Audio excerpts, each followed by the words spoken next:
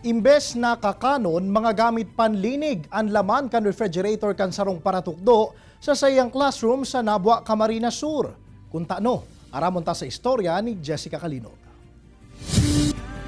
Kung creativity man sanaan pag-uulayan, honor student subuot dyan ang paratukdo as in grade 8 advisor na si Isagani Lopez kan La Purisima National High School sa Nabua, Camarines Sur.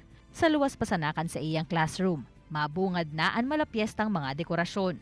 May mga banderitas, mga pananom, as in igwaman in garo receiving area. Magin sa laog kan room, panuman in dekorasyon.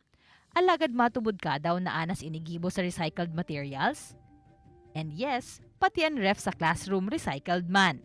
Pero bakong kakanon o inumon ang laog kaini, kundi mga lampaso, samod, sigid, as in iba pang mga gamit panlinig. Kasi kung papagawa ko ng broom box, bali bibili ka pa ng materialis, magbabayad ka pa ng labor. Tapos naisip ko rin, nasabi ni maging creative at mag-recycle. So ang ginawa ko, dahil meron naman kaming sirang ref, yun ang ginawa ko ng broom box. Maawot man ni Isagani na makataonin komportableng kapalibutan para sa pagkanood kan sa iyang mga estudyante. Inspirasyon man para kay Ami Gascon ang dedikasyong inikan sa iyang co-teacher.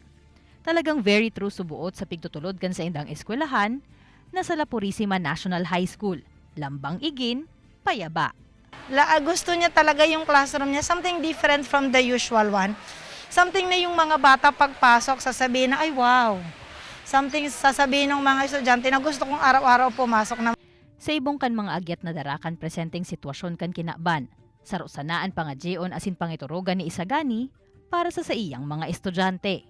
Na sana makatapos sila, matupad din yung mga pangarap nila sa buhay.